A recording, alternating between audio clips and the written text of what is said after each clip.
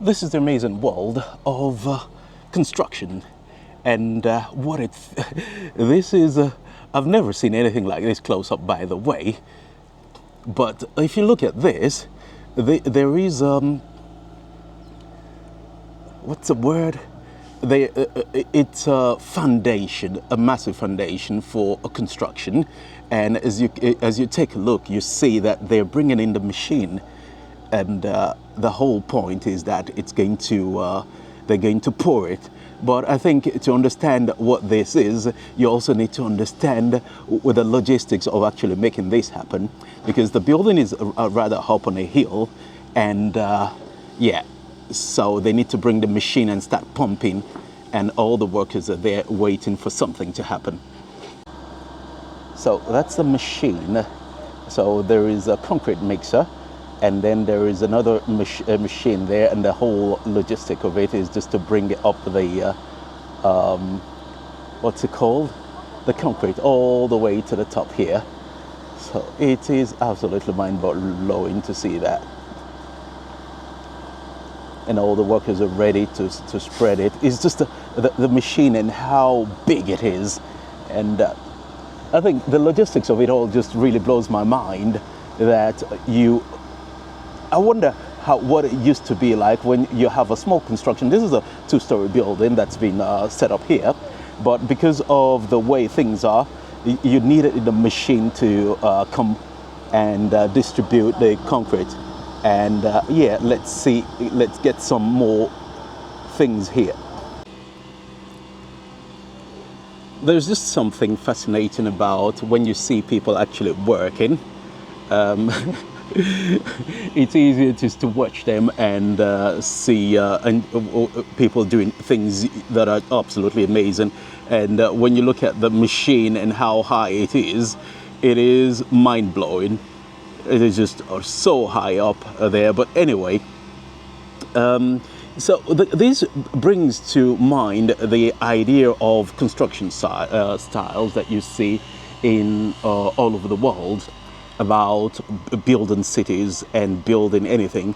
And a lot of people are surprised when they see US, where the concrete is available, but most of what is done is built using wood, and apparently there is a long history of that, from Europeans coming, migrating to the US over years ago, and now once they got to the US, what's it called? US so big with a lot of wood available, and the know-how of people building with these wood, it just became something very traditional, that now most houses are built in that way. Of course, when we're talking about buildings like high rises, it's a different story, but just normal houses, this one is going to be like a two-story house, so one ground floor and top floor, that's it. But it's amazing. I'm looking at this now, I'm thinking the amount of people actually working there. You've got, I would take it, the engineers, a couple of engineers there to supervise the work. So making sure the concrete mix is well done. And because this is the raining season, you need to do this before it rains, because it would turn your concrete into porridge, and you don't really want that, because then it means, if this is really wrongly poured, they've been working here for maybe, say, I don't know, a few weeks now, setting up the base for putting the tubes for water, electricity, and sewage. And now, if it rains and ruins that, you would need to completely redo everything. So that is not something you want to do. So that's why they came early to get it done. They have this mixing machine here, which is on this side. But the funny thing is that it's not being used for this. I would have thought, they would have done this, but they just preferred to do this this way. It's much, I wouldn't say easier, but it's faster, and it means it gives the base maybe 2-3 hours to dry before the rain starts. So they are going at it really fast. Someone with a machine to I wouldn't. It's like a not a vibrator, but it vibrates the concrete and make it. All right, grow up, people. All right, yeah. Well, that's what it does. You know, you don't shoot the messenger. All right, and then so it vibrates the concrete and then makes it. It makes sure there isn't holes in it. Basically, all the bubbles are extracted out. And then you have people doing all these other things just to make sure it is level. So I'm really curious to see how far this would go, but it looks good so far. So the fascinating thing about watching this is that when you see people working, there's just something about it that is just fascinating. Construction site has always been fascinating for a lot of us who don't work in construction, because you're thinking, wow, that's absolutely amazing.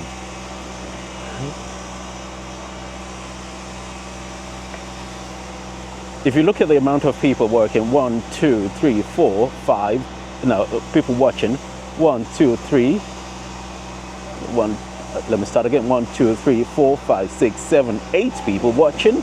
And then people actually doing the work, 1, 2, 3, 4, 5, 6, 7. All right. So a half supervising and the other half actually doing something about it. And I count myself as well. It is absolutely amazing, mind-blowing. And you look at the machine here, doing all the heavy lifting, basically. One is pouring into the, what's it called? I don't know what the name of this thing is, but you can just see how high it is. I wonder why they have to, like, it has to go that high. I don't know, but it is, it's just so high, and then it gets dropped here. It's, yeah, it's fascinating. So talking about that, I think the amazing thing about the way construction is done. By the way, if you're wondering where this is in Costa Rica somewhere.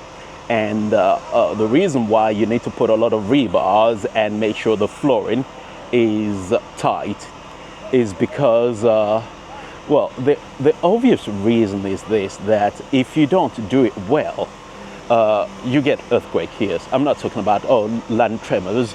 You get earthquakes. So if you don't build it well, if it goes south, well, you don't really want it to go south, really. It would destroy your house. So you need to make sure, and it's built on a hill as well, so it needs to be really solid. And talking about why a lot of, when you compare these Europeans, for example, if you go to France, most European countries, you have something called the chalet, which is a bit fancy for wood housing that you see sometimes in the mountains. And the reason for that is that it's also easier when you're in the mountains, you have woods that you can build all these, wood is plentiful. In the US, you don't have this. And when I look at this and the construction, it doesn't really matter what the house looks like. The construction, the amount of concrete that goes into just stabilizing the foundation is absolutely mind-blowing.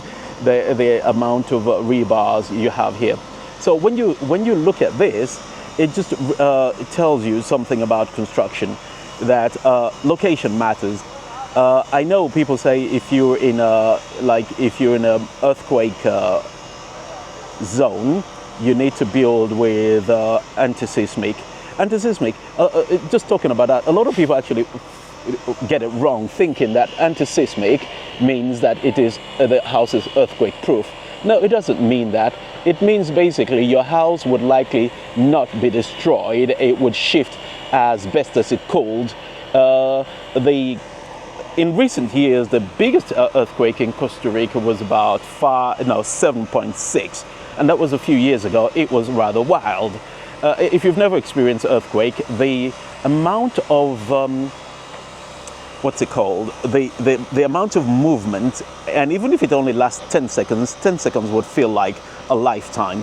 And fortunately, I think one person died, and that was because of the person died because of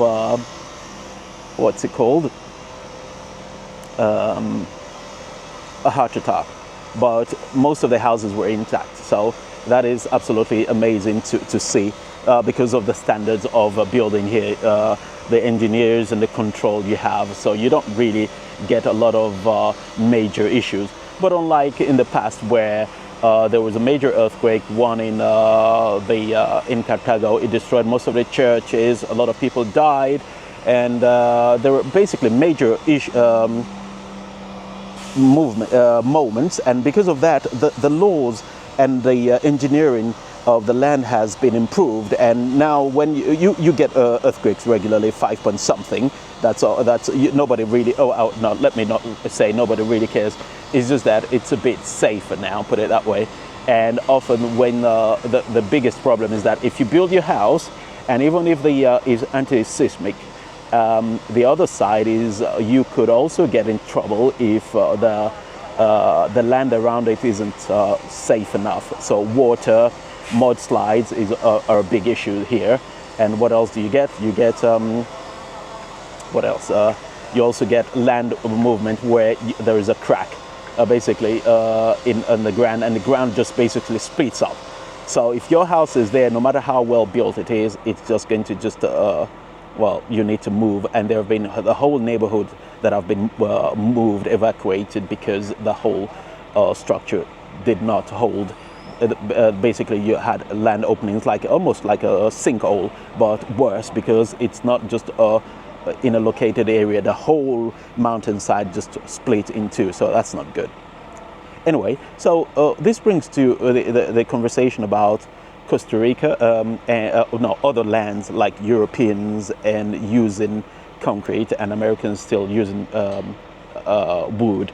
And the whole point is cost, apparently, that building a house with concrete is more expensive, and everything is expensive. And these also, the Palisades in Los Angeles, when the massive fire happened, it was on the news, everyone was talking about it. And most of their homes, because they were built the way they were built, and they didn't have any sort of structure, no sort of fire extinguisher. Even if you have one, it needs to be well designed so that you get proper, what's it called? There's a bit of pause here. I don't know what everyone's waiting for, but so anyway, so you have that as well, is that when there's fire, a wooden house is most likely just to go up in flames. So those are some of the other issues you have. But even a concrete house can still have issues. When you think about Grenfell Tower in London, when the fire happened, and the building did not actually collapse. What actually happened was that the cladding on the outside of the building were not great.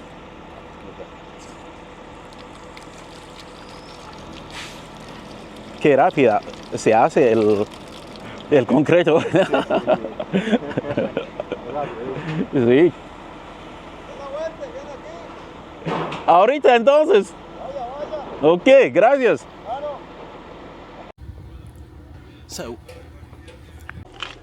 So the more you look at the history of buildings and how we got to where we are today, it transpires that a lot of the problems that you actually see has to do with money.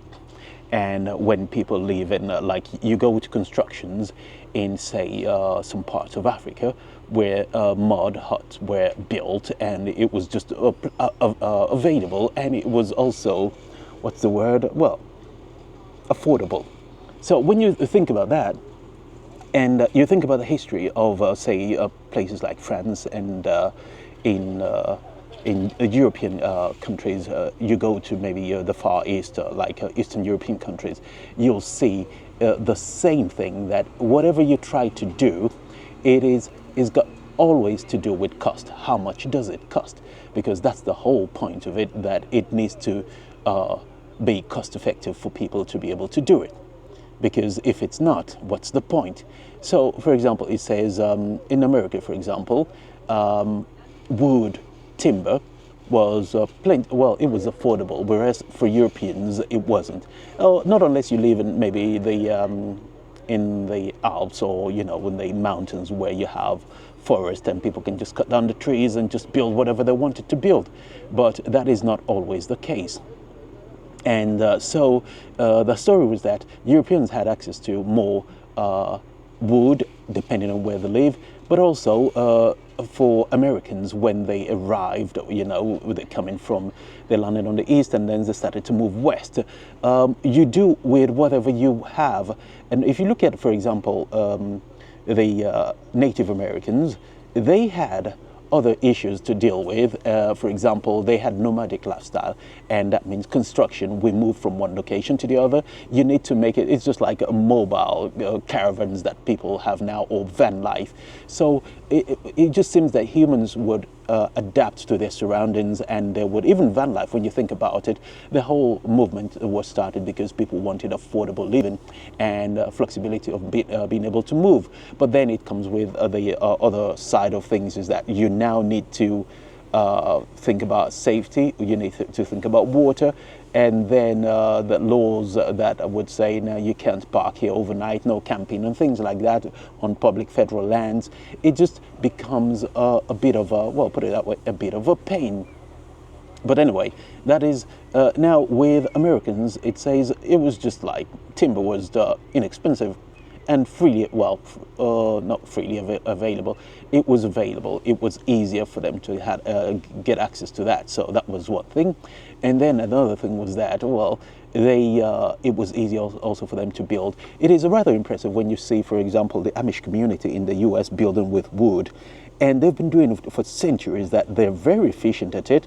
They could build a warehouse, and then the know-how and everything. So I think that is also linked to what you're seeing today, that a lot of multiple generations of concrete workers have now just been able to build whatever they wanted to. They've been trained on timber.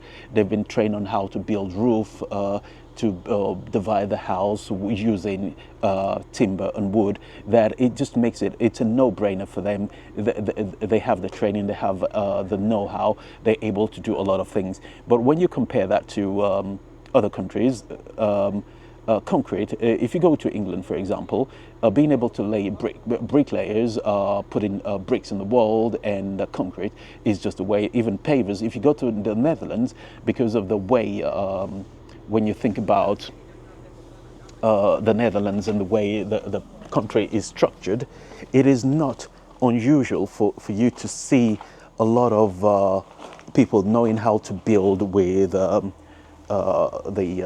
roads.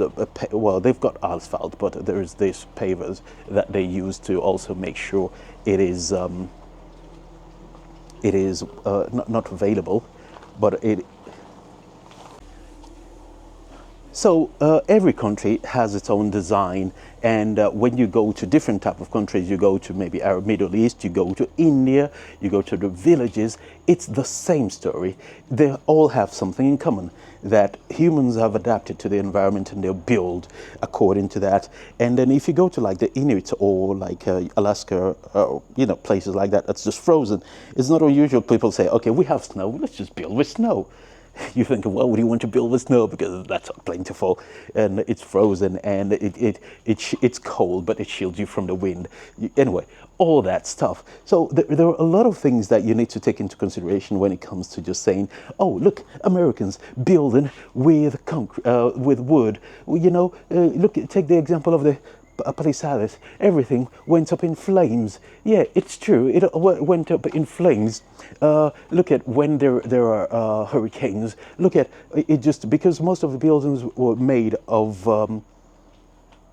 what's it called? Wood. It just blown away. They've just been blown away, and that is why when you get caught in one of those, it says look for a bridge and go underneath. You have a greater chance of survival, even when you're driving. So concrete bridge would save you. You don't go onto a wooden bridge. All right. So another thing is this. For example, if you live in a country, tropical countries, building also with wood, you need to know what you're doing, because termites would get into the wood and just eat everything. So you come back, your house is just basically turned into a paper house because it's been eaten up by termites. So you need to basically adapt to your surroundings, and that is why you need to have treated wood.